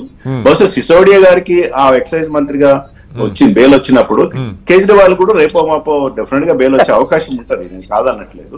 బట్ ఇంతకుముందు మానవరావు గారు చెప్పింది దానికి నేను ఆన్సర్ చేయాలన్నప్పుడు అడిగాను. ఇప్పుడు టిఆర్ఎస్ నుంచి ఎమ్మెల్యేలు ఎవరు చేర్చుకుంటున్నారు సార్? కాంగ్రెస్ వాళ్ళే కదా. మరి ఏ ఉద్దేశంతో టిఆర్ఎస్ ఎమ్మెల్యేలు చేర్చుకుంటారు? గతంలో టిఆర్ఎస్ అదే తప్పిదం చేసింది, కాంగ్రెస్ మొత్తం టీడీపీని కాంగ్రెస్ చేసి వాళ్ళ ద్వారా కలుపుతున్నారు. ఇప్పుడు టిఆర్ఎస్ నుంచి ఎమ్మెల్యేలను కాంగ్రెస్ కలుపుకుంటుంది. మరి ఏ ఉద్దేశంతో కలుపుకుంటుంది? నిజంగా బీజేపీకి ఏమన్నా మాకేమైనా ఇంట్రెస్ట్ ఉంటే మేము వాళ్ళ టిఆర్ఎస్ ఎమ్మెల్యేలను ఎంపీలు మేము కలుపుకుంటాం కదా. వాళ్ళు రావాలి కదా, రాష్ట్రంలో అధికారంలో సిద్ధంగా ఉన్నప్పుడు కానీ మా పార్టీలో ఒక కండిషన్ ఏంటంటే సార్, ఎవరైనా మా పార్టీలకు వస్తే రాజీనామా చేసి రావాలి. రాజీనామా చేస్తే మళ్ళీ గెలుస్తారో లేదన్న భయంతో మా పార్టీలకు ఎవరు రారు. గతంలో జరిగిన ఇన్సిడెంట్ జరిగినవే. ఇప్పుడు ఈటల రాజేందర్ గారు కావచ్చు, రాజగోపాల్ రెడ్డి గారు కావచ్చు. ఈటల రాజేందర్ గెలిచిండ్రు, రాజగోపాల్ రెడ్డి ఓడిపోయింది. కాబట్టి మా పార్టీలకు అంత ఈజీగా రాదు. మాకు ఏం అవసరం ఉంటుంది సార్ టిఆర్ఎస్ పార్టీ నుంచో ఇంకేది? ఇప్పుడు ఏం అవసరం ఉంది? రాష్ట్రంలో మేము అధికారం రావాలంటే 28 చూసుకుంటాం. ఇప్పటికిప్పుడు మాకు టిఆర్ఎస్ తో గానీ ఇంకెవరితో అవసరం ఏముంటది? వాళ్ళకి అవసరం ఉంది కానీ వాళ్ళు ఒకవైపు వాళ్ళని తీసుకుంటూనే మీరిద్దరు ఒకటే, ఇదంతా బీజేపీ వాళ్ళకి అనుకూలంగా ఉంటే కేసులు ఉంటాయి, లేకపోతే లేదని చెప్తాను. మీరు ఎంతమంది మీద కేసులు పెట్టారు దేశవ్యాప్తంగా? 1956 నుంచి ఇప్పటిదాకా తీసుకుంటే మీరు జగన్ మీద పెట్టారు, లాలూ ప్రసాద్ మీద పెట్టారు. దేశవ్యాప్తంగా ఎన్ని కేసులు లేవు? చాలా కేసులు కాంగ్రెస్ పార్టీ పెట్టిన కేసులు ఉన్నాయి కదా. వాళ్ళకన్నా 10 రెట్లు మీరు పెడుతున్నారు ప్రతిపక్షాల మీద, కాదని కాదు కానీ ఇప్పుడు తప్పు చేసినప్పుడు శిక్షించాలన్నా వద్దా సార్? శిక్షించొద్దని ఇప్పుడు కవిత గారికో కేజ్రీవాల్ గారికో శిక్ష పడితే అభ్యంతరం లేదు, కానీ ఏ ఆరోపణ లేకుండా బెయిల్ రాకుండా విచారణ పరిస్థితి ఆధారాలు లేవు సుప్రీంకోర్టు అంటున్నారు. ఆరోపణలు ఉన్నాయి కాబట్టి విఠల్ గారు ఆరోపణలకి ఆధారాలు లేవని సుప్రీంకోర్టు ఇవాళ మాట్లాడినమాట. లేదు, ఆధారాలు 493 మంది ఎవిడెన్సెస్ సేకరించింది. అవన్నీ కూడా కోర్టులో రౌతన్య కేసులు ఉన్నాయి కదా, లోయర్ కోర్టులో ఎవిడెన్స్ జరుగుతా ఉంది, ప్రొసీడింగ్స్ జరుగుతా ఉన్నాయి. సుప్రీంకోర్టుకి వెళ్ళినప్పుడు కదా ఎవిడెన్సెస్ చూడాల్సింది. అంటే యాజ్ ఇట్ ఈస్ గా ఇవాళ నేను సుప్రీంకోర్టు మాట్లాడిన మాట చెప్పా, మీరు ఇవి తప్ప ఆధారాలు ఏమి చూపించలేకపోయారు. ఇవాళ బెయిల్ మీద మాత్రమే ఆర్గ్యుమెంట్ అయింది తప్ప ఆధారాల గురించి చర్చ జరగలే. ఆధారాలు రౌతన్య కేసులు ఉంటాయి, చార్జ్ షీట్లు రౌతన్య కేసులు ఉంటాయి. సుప్రీంకోర్టులో చార్జ్ షీట్ ఫైల్ కాలే, ఈమె చార్జ్ షీట్ ఫైల్ చేశారా లేదా, చేసినప్పుడు బెయిల్ ఇచ్చిర్రు. సేమ్ క్వశ్చన్ నేను అడుగుతున్నా. చార్జ్ షీట్ కవిత గారి కోసం ఒక చార్జ్ షీట్ అలా ఉండదు కదా సార్. చార్జ్ షీట్ లో పెడతారు, రకరకాల 4-5 అనుభవం చార్జ్ షీట్లు వేస్తారు కాదంట్లా. కానీ చెప్పండి, మల్టిపుల్ క్రైమ్స్, మల్టిపుల్ ఏదైతే నేరాలు ఉంటాయో దానికి సంబంధించినప్పుడు మల్టిపుల్ సాక్ష్య చార్జ్ షీట్ కూడా వేయాల్సి ఉంటది. ఇప్పుడు గోవాలో డబ్బులు వంచారని, తర్వాత పాలసీ ఎవాల్వ్ చేశారని, దాన్ని గవర్నమెంట్ ఎక్స్చేంజ్ నష్టం వచ్చిందని, పంజాబ్ లో డబ్బులు వచ్చాయి, ఇవన్నీ మల్టిపుల్ ఇష్యూస్ ఉన్నప్పుడు డెఫినెట్ గా చార్జ్ షీట్ కొద్దిగా లేట్ అవుతుండొచ్చు. అదే బెయిల్ కూడా లేట్ అవుతుంది. రేపు మాపు కేజ్రీవాల్ కూడా చార్జ్ షీట్ ఫైల్ కాగానే వాళ్ళకి బెయిల్ వచ్చే అవకాశం ఉంటుంది. బెయిల్ వచ్చినంత మాత్రాన శిక్ష నుంచి తప్పించుకున్నట్టు కాదు, శిక్ష పడ్డట్టు కాదు. ఆ ప్రొసీడింగ్స్ 4-5 నెలల 5 నెలల 10 తెలియదు. ఫైనల్ గా నిర్దోషిత్వాన్ని బయటకు తెచ్చుకున్నప్పుడు అది నిర్దోషిగా బయటకు వస్తుంది. ఇవాళ సిబిఐ ఈడీ అడ్వకేట్స్ బహుశా నో అబ్జెక్షన్ చెప్తారని బీఆర్ఎస్ నాయకులకి ముందే తెలిసిందా? ఎందుకంటే కేటీఆర్ గారు, హరీష్ గారు వాళ్ళకు మొత్తం అంతా ఢిల్లీ ఉదయానికే చేరుకున్నారు. ఇక్కడే చాలా అనుమానాలు వస్తున్నాయి. అయ్యో, మీరు మళ్ళీ సింఘవి గారి మీద వేసేస్తున్నారు. ఓకే, రాకేష్ గారు ఏంటి మీకు ఇవాళ బెయిల్ ఖాయమని మీకు ముందే సమాచారం ఉందా? మీ అగ్ర నాయకులంతా అక్కడికి వెళ్ళారు, సిబిఐ ఈడీ అడ్వకేట్లు పెద్దగా అబ్జెక్షన్ చెప్పరు అన్న సంకేతం మీకు ముందే వచ్చిందా? నో సార్, మేము ఏదైతే ఈ రోజు సుప్రీంకోర్టు దగ్గరికి వెళ్ళి, ఈ రోజే కాదు గత 5-6 సార్లు ఏదైతే కవితకు బెయిల్ వస్తుందని చెప్పేసి 2 months నుంచి మేము వెయిట్ చేస్తున్నాం. ఎందుకంటే సుప్రీంకోర్టులో కేసు ఫైల్ చేసినప్పటి నుంచి ఎప్పుడైతే రౌసెవెన్యూ కోర్టు నుంచి, హైకోర్టు నుంచి వెళ్ళి మాకు బెయిల్ రాదని తెలిసినప్పుడు వెంటనే అక్కడ నుంచి డ్రాప్ అయిపోయి సుప్రీంకోర్టుకి వెళ్ళండి. ఎందుకు వెళ్ళామంటే సుప్రీంకోర్టు అడిగినటువంటి ఎవిడెన్స్ ఏవైతే నిజంగా కూడా అది ఫాల్స్ అలిగేషన్ కాబట్టి అసలు అక్కడ కేసే లేదు. కేసు లేదు కాబట్టి మా మీద అలిగేషన్ వచ్చింది కాబట్టి తప్పకుండా ఈసారి బెయిల్ వస్తాను ఒక సంపూర్ణమైనటువంటి విశ్వాసంతో సుప్రీంకోర్టు మీద నమ్మకంతో మేము పోవడం జరిగింది. ప్రతిసారి పోవడం జరుగుతూనే ఉంది. కేటీఆర్ గారు, హరీష్ అన్న, లేకపోతే మా ఎమ్మెల్యేలు అందరు కూడా మొన్న కూడా 20 అక్కడ 10-15 మంది ఎమ్మెల్యేలు వెళ్ళి రావడం జరిగింది. కాబట్టి నేను ఏమంటున్నా అంటే ప్రతిసారి వస్తుందని ఎక్స్పెక్ట్ చేశాను. ఈసారి వచ్చింది కాబట్టి వెంటనే వస్తుంది, వచ్చిన 12 గంటలకు వచ్చిందని చెప్పేసరికి అందరు కూడా వెళ్ళిపోయి అక్కడ కనిపించడం జరిగింది. తప్పితే ముందే ఈ క్విడ్ ప్రోకో ఏమి లేదంటారు బీజేపీ బీఆర్ఎస్. మేము ఏమంటున్నామంటే అట్లా అంటే ఇప్పుడు మీకు ఒకటే అడుగుతాను, చిదంబరం గారికి బెయిల్ వచ్చింది సార్. చిదంబరం గారికి బెయిల్ వచ్చింది అంటే దాంట్లో చిదంబరం గారు కాంగ్రెస్ పార్టీ కలిసిపోయారు అనుకోవాలా సార్? నెక్స్ట్ వచ్చేసి ఇంతకుముందు పుల్లారావు గారు ఒక అద్భుతమైనటువంటి విషయం చెప్పారు సార్. ఒకటే కేసు మీరు పదే మనోహర్ గారిని అడిగారు కానీ ఆయన సమాధానం చెప్పలేకపోయారు. నేను చెప్తున్నాను ఏంటంటే ఏదైతే అదే కేసులో ఎందుకు రాలేదు కేజ్రీవాల్కు, ఎందుకు కవితకు వచ్చినప్పుడు ఆ కేసులో ఇచ్చినటువంటి ఏదైతే వాళ్ళు ఛార్జ్ షీట్ దాఖలు చేసినటువంటి దాంట్లో డిఫరెంట్ గా దాఖలు చేశారు. ఒకటి అక్కనేమన్నారు, ఇక్కడ కిక్ బ్యాక్స్ వచ్చాయని చెప్పేసి అక్క మీద ఆరోపణలు చేశారు. అదే టైంలో నాయర్ అనేటువంటి వ్యక్తి దీనికి మధ్యవర్తిత్వం వహించాడు, ఆయన డబ్బులు తీసుకున్నాడు, ఆ నాయర్ అంటే ఆయన డబ్బులతో పట్టుబడ్డాడు అని చెప్పేసి ఇంకో కేసు. అండ్ నెక్స్ట్ వచ్చి సిసోడియా గారు అసలు పాలసీనే సారీ రాకేష్ గారు, ఈ కేసులో ఇప్పటిదాకా ₹1 మనీ రికవరీ లేదు. అది విజయనాయర్ కావచ్చు, బుచ్చిబాబు కావచ్చు, మాగుంట రాఘవరెడ్డి కావచ్చు. నేనేమంటున్నా అంటే ఒకటే కేసులో డిఫరెంట్ అలిగేషన్ చేసినప్పుడు ఒకటి. అండ్ నెక్స్ట్ వచ్చేసి ఈ నాయర్ కేసుకు, ఈ లిక్కర్ స్కామ్ కేసుకు అసలు సంబంధం లేదు. అసలు లిక్కర్ స్కామ్ కాదు సార్, లిక్కర్ పాలసీ. ఆ పాలసీలోనే తప్పులు జరిగాయని చెప్పేసి ఇంతకుముందు విఠలన్న ఏదైతే ఆరోపణ చేశాడో అక్కడ ఉన్నటువంటి ఇప్పుడు ఎవరైతే అక్కడ ఉన్నటువంటి గవర్నర్ పొజిషన్ లో ఏదైతే అక్కడ ఉంటారో ఆయన కావచ్చు, సిఎస్ గారు కావచ్చు, మొత్తం కూడా కేంద్ర ప్రభుత్వం నియమిస్తుంది. కేంద్ర ప్రభుత్వం నియమించినటువంటి వాళ్ళు కేంద్రానికి అనుకూలంగా పనిచేస్తారు కాబట్టి ఈ రోజు అక్కడ 166 days జైల్లో పెట్టిన తర్వాత దానికి అక్కడ మీద ఏదైతే అలిగేషన్ ఆరోపణలు చేశారో ఈడీ కావచ్చు, సిబిఐ కావచ్చు, వాటికి ప్రూఫ్లు చూపెట్టమని అడిగారు. ఏ కోర్టు కానీ కోర్టు అడిగేది ఏంటి సార్? విట్ల గారు ఏమన్నారంటే ఆ ప్రూఫ్లు ఎవిడెన్స్ అన్ని రెవెన్యూ కోర్టులో ఉంటాయి, సుప్రీం కోర్టు దగ్గర ఉండవు కదా, చార్జ్ షీట్ అక్కర్లేదు కదా అంటున్నారు. లేదు సార్, ఇప్పుడు ఒకటి గుర్తుపెట్టుకోండి సార్, కేసు ఫైల్ అయిన తర్వాత సుప్రీం కోర్టు కావచ్చు, హైకోర్టు కావచ్చు, అంటే మేము జనరల్ గా మేమందరం కూడా కేసులకు అటెండ్ అయిన వాళ్ళమే కాబట్టి మేమేమంటున్నామంటే ఏ కేసుకి అయితే అటెండ్ అవుతామో, ఇప్పుడు ఫర్ సపోజ్ లోవర్ కోర్టు మాకు బెయిల్ ఇవ్వనప్పుడు, జామీన్ ఇవ్వనప్పుడు వాళ్ళు అంటే ఎక్స్పెక్ట్ చేసినప్పుడు, ఇప్పుడు ఇక్కడ కూడా కండిషన్ బెయిలే కదా, మీ పాస్పోర్ట్ హ్యాండ్ ఓవర్ చేయాలని చెప్పేసి, ఎక్కడికి కూడా పోవద్దని చెప్పేసి, ఒకవేళ ఎక్కడికైనా మూవ్ అయితే కంపల్సరీ ఇన్ఫర్మేషన్, ఇవి కండిషనల్ బెయిలే. నెక్స్ట్ వచ్చేసి ప్రజెంట్ గా ఇప్పుడు కేజ్రీవాల్ కి ఎందుకు అనుమతి ఇచ్చింది కోర్టు నుంచి, ఆయన జైలు నుంచి కూడా పరిపాలన సాగించని, అదే మన శిబు సోరెన్ గారి విషయంలో ఎందుకు జరగలేదు? కాబట్టి ఇవన్నీ కూడా కోర్టు తన పరిధి, అంటే కోర్టులో ఉన్నటువంటి పరిధిలో వివిధ అంశాలను రూపొందించుకోవడం జరుగుతుంది. ఇప్పుడు ఒక డైరెక్ట్ గా సార్ కసబ్ లాంటి ముద్దాయి పట్టుబడ్డ తర్వాత కూడా 14 ఏళ్ళు ఆయనను మన కోర్టు న్యాయ ప్రక్రియని ఎవరో తప్పట్లేదు సార్. ఇవాళ అందరికి వస్తున్న క్వశ్చన్ ఏంటంటే, రాకేష్ గారు అందరికి వస్తున్న క్వశ్చన్ ఏంటంటే సార్ చెప్పండి, సాధారణంగా కోర్టులు కూడా ఏం పరిగణలోకి తీసుకుంటాయంటే, కోర్టు ఇప్పుడు అది ఏదైతే ఎంక్వైరీ కోర్టులో కేసు నడిచినంత కాలం ఎవరన్నా జైల్లో ఉన్నారనుకోండి, మొన్న ఒక ఇన్సిడెంట్ చూసాం మనం, ఏదైతే ఒక ముద్దాయి చనిపోయిన తర్వాత ఇంకా కోర్టు నిర్దేశంగా ప్రకటించింది. కాబట్టి అలాంటి సందర్భం జరగదు కాబట్టి కంపల్సరీ అందరికి బెయిల్ ఇవ్వడం కామన్ గా జరుగుతుంది. అండ్ నెక్స్ట్ వచ్చేసి బెయిల్ లేకుండా కఠిన కేసుల కల్లా జైల్లో పెట్టాలంటే జైలు కూడా సరిపోతుంది. అలా పెట్టిన సందర్భాలు కూడా ఉన్నాయండి, దశాబ్దాల పాటు జైల్లో ఉన్నారు. ఇక్కడ కవితక్క మీద ఎలాంటి నేర నిరూపణ అంటే దానికి కావాల్సిన ఎవిడెన్స్ వాళ్ళు ప్రొడ్యూస్ చేయలేదు, బయటకు వచ్చి వాళ్ళు ఏదైనా మైండిఫై చేస్తా అంటే కూడా అది కూడా.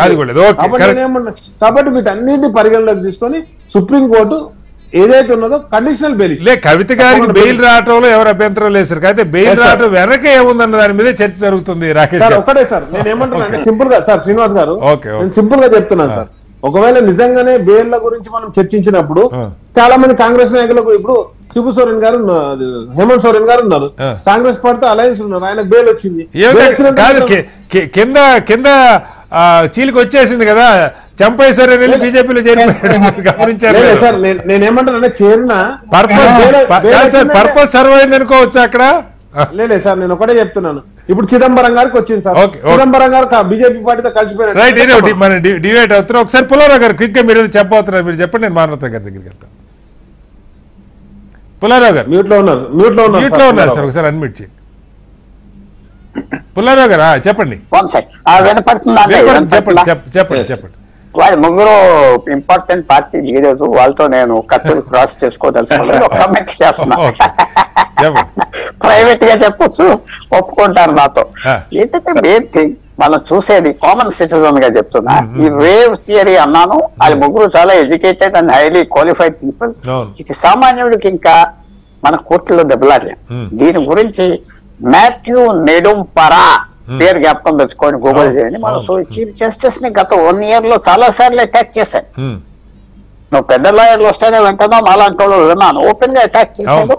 చీఫ్ జస్టిస్ ప్రవర్తన కూడా మార్చేశాడు. నువ్వు అస్తమాను కాన్స్టిట్యూషన్ బెంచెస్ పెట్టి కూర్చుంటున్నావు, 10 రోజులు ఏంటయ్యా అన్నాడు, మళ్ళీ మార్చుకున్నాడు. సో కోర్టు విధానం కూడా నాకు కొద్దిగా వీళ్ళకి బెయిల్ వచ్చింది, వాళ్ళకి బెయిల్ వచ్చిందంటే మంచిది, నాకు ఎవరి మీద కాదు, కొద్దిగా మనం కూడా అలర్ట్ గా ఉండాలి సిటిజన్స్. ఏంటంటే కోర్టు ఏం చేస్తా, నువ్వు మొదలే బెయిల్ ఇవ్వచ్చు కదా, ఎందుకు చెప్తున్నావు, నువ్వు బెయిల్ ఇస్తానికి నీకు ధైర్యం లేదా, ఇచ్చే కండిషన్స్ పెట్టి ఇంట్లో కూర్చో, అవసరిస్తాను. అది కోర్టు మన న్యాయం చేస్తుందా లేదా ఆ ప్రశ్న కూడా మనం ఆలోచించుకోవాలి. అదే ఆ మాట చాలా మంది చెప్పారు, న్యాయం చేయటమే కాదు న్యాయం చేస్తున్నట్టు కనపడాల్సిన అవసరం కూడా ఉందని కదా అంటారు. కనపడాలి. ఇది ఇప్పుడు ఏమైపోయిందంటే, ఇప్పుడు మనం కామన్ పీపుల్ కంటే కొద్దిగా ఎక్కువ, మనకి ఇలాంటి కేసులో ఎరిగితే ఏమైపోతాం, మన ఫ్యామిలీస్ అంతా దివాలా ఎత్తేస్తాం. అందువల్ల ఇది కూడా ఇది చాలా అలార్మింగ్ న్యూస్. నేను ఫీల్ అవ్వేది, బెయిల్ కష్టంగా వస్తుందంటే అలార్మింగ్ న్యూస్. ఇది వైలెంట్ క్రైమ్ కాదు, యాంటీ నేషనల్ క్రైమ్ కాదు, white collar crime. White collar అంటే తెల్ల చొక్కాలు వేసుకుని బల్లల మీద కూర్చుని బెంచెల మీద కూర్చుని లాలోచి అవి డబ్బులు తినేయటం, వైట్ కాలర్ క్రైమ్. సో వాళ్ళకి ఇంత టైం పట్టిందంటే we have to think about. Okay, మానవతరాయ్ గారు ఫైనల్ గా అంటే దీనిలో మీరు గతంలో కూడా అసలు ఇది స్కామ్, జాతీయ స్థాయిలో చెప్తే స్కామ్, లేకపోతే ఎవరి మీద స్కామ్ అంటే సరే లోకల్గా రాజకీయంగా మనం ఏమైనా మాట్లాడవచ్చు, కానీ బట్ ఇన్నాళ్ళు మనీష్ సిసోడియా అయితే దాదాపు 16-17 నెలలు జైల్లో ఉన్నారు. కేజ్రీవాల్కి ఇంతవరకు బెయిల్ రాలేదు. ఏంటి నేషనల్ లెవెల్లో సిబిఐ ఈడీ వీళ్ళ మీద ఇవాళ సుప్రీంకోర్టు చేసిన వ్యాఖ్యలు కానీ కేవలం ఇబ్బంది పెట్టడం కోసం, లేదంటే సెలెక్టివ్, ఈ మాటలు సుప్రీంకోర్టు వాడింది, సెలెక్టివ్గా ఎంచుకుంటున్నారా అని సిబిఐ ఈడీని ప్రశ్నించడం, వాటి మొరేల్ని ఎలా ప్రజలు అర్థం చేసుకోవాలి? ఇప్పుడు ఈడీ మోడీ వేరు కాదండి, రూపాయి నాటిన బొమ్మ లాంటివి. మోడీ కాస్త కఠినంగా ఉండమంటే వాళ్ళు కఠినంగా ఉంటారు, బెయిల్ రాకుండా కూడా అయిపోద్ది అక్కడ వాళ్ళ లాయర్లు కానీ అక్కడ ఉంటది. సరిగ్గా దాని గురించి మనం మాట్లాడదు. కానీ బీజేపీ పార్టీ ఇప్పుడు చిదంబరం గారిని అరెస్ట్ చేశారు, సోనియా గాంధీ, రాహుల్ గాంధీ గారి పైన కూడా అసలు అందులో ఏమి లేకపోయినా నేషనల్ హెరాల్డ్ పత్రిక విషయంలో వేధింపులకు.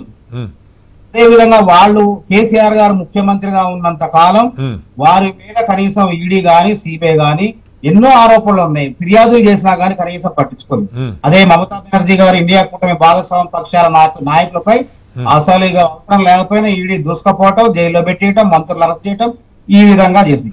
ఎక్కడైతే వాళ్ళకి ఆ రోజు కూడా ఏం చేశారు, వాళ్ళని ఏంటంటే బయట కూటమిలో ఉండమని చెప్పి జగన్మోహన్ రెడ్డి గారు కూడా వాళ్ళ కూటమిలో ఉండే, ఆయన మీద కూడా ఏ చర్యలు కూడా తీసుకోలేదు, కేసీఆర్ గారి మీద కూడా తీసుకోలేదు.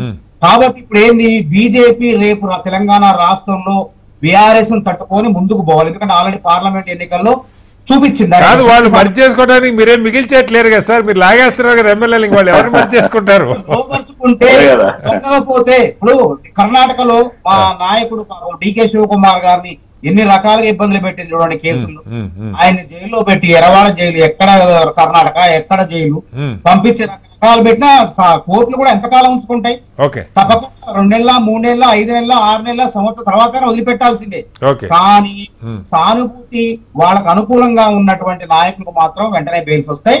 కఠినంగా ఇండియా కూటమిలో ఉన్న వాళ్ళకి ఎవరైతే ఉన్నారో వాళ్ళకు బెయిల్స్ రావు.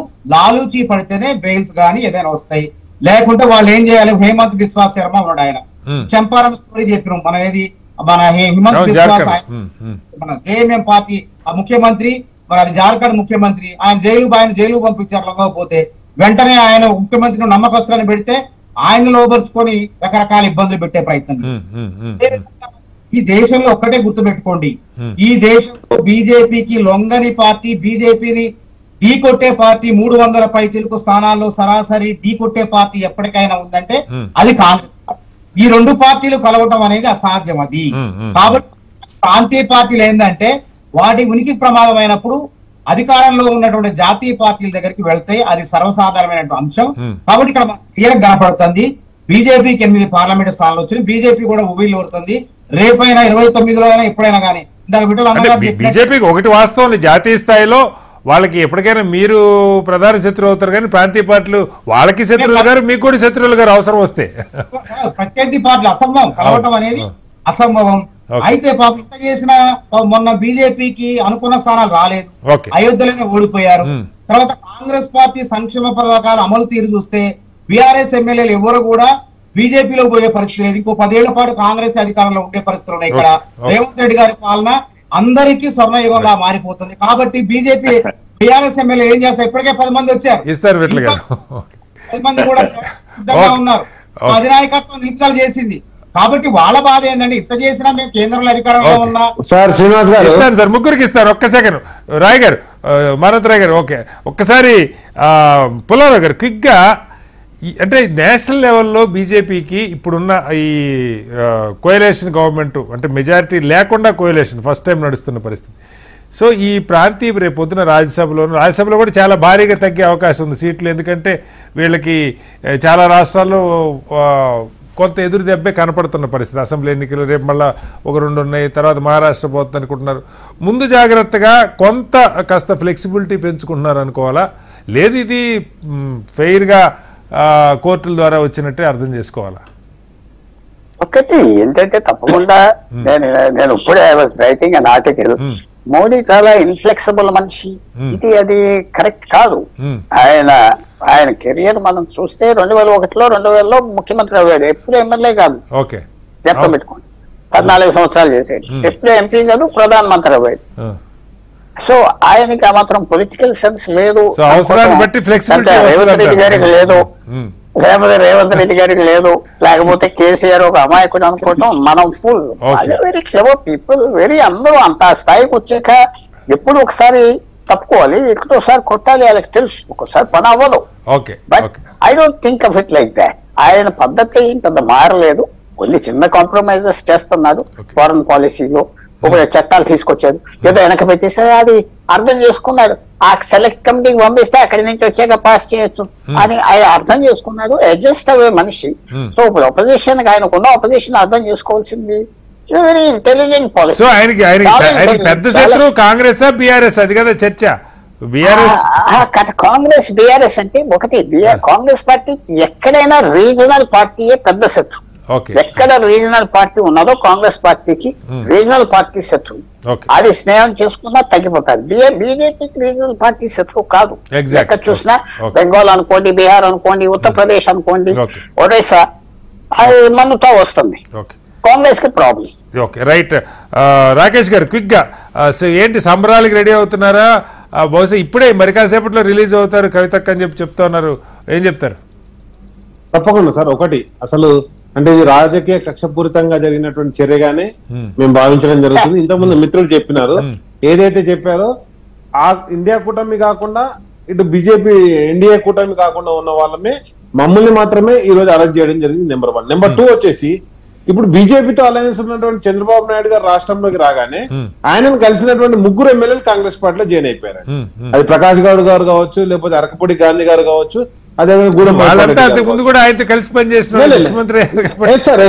నేనేమంటున్నా అంటే సార్ అట్లా అంటే చంద్రబాబు నాయుడు గారు కాంగ్రెస్ లో మంత్రి చేశారు, అది కాదు సార్. ఆయన 3 కలిసిన తర్వాత రేవంత్ రెడ్డి గారి సమక్షంలో జాయిన్ అయ్యారు. అంటే జాయిన్ అయ్యారంటే బీజేపీ పార్టీ కాంగ్రెస్ పార్టీ 2 కలిసి చంద్రబాబు నాయుడు గారిని మధ్యలో పెట్టి మా పార్టీని దెబ్బతీయడానికి కుట్ర చేస్తుంది అనేది కూడా మనం ఆలోచించాలి. ఇది కూడా మాట్లాడచ్చు. కాబట్టి నేను ఏమంటున్నా అంటే తప్పకుండా ఏం జరిగినా కానీ కోర్టులో న్యాయం జరుగుతున్న సంపూర్ణ విశ్వాసం ఉంది. ఈ రోజు మాకు బెయిల్ వచ్చింది, తప్పకుండా సంబరాలు చేసుకుంటాం. నెక్స్ట్ వచ్చేసి ఇప్పటి వరకు అది ఎక్కడ కూడా నిరూపితం కాలేదండి. ఏదైతే వాళ్ళు ఆరోపణ చేస్తుందో నిరూపితం కాలేదండి. Okay right. ఆఖరిగా విఠల్ గారు ఫైనల్ గా మీ మీద ఈ ఎలిగేషన్ అయితే జాతీయ స్థాయిలో కూడా ఇవాళ నేషనల్ మీడియాలో కూడా మధ్యాహ్నం నుంచి ఇదే చర్చ. దాదాపు కొన్ని గంటల వ్యవధిలో కేజ్రీవాల్కి బెయిల్ రాకపోవడం, కవిత గారికి బెయిల్ రావడం జరిగింది. సో దీని మీద ఒక చర్చ అయితే జరుగుతుంది. ఎలా బయటపడతారు ఇలాంటి ఎలిగేషన్స్ నుంచి? ఇప్పుడు అది మా పరిధి కాదు కదా సార్, ఇట్లా కోర్టులో పరిధి.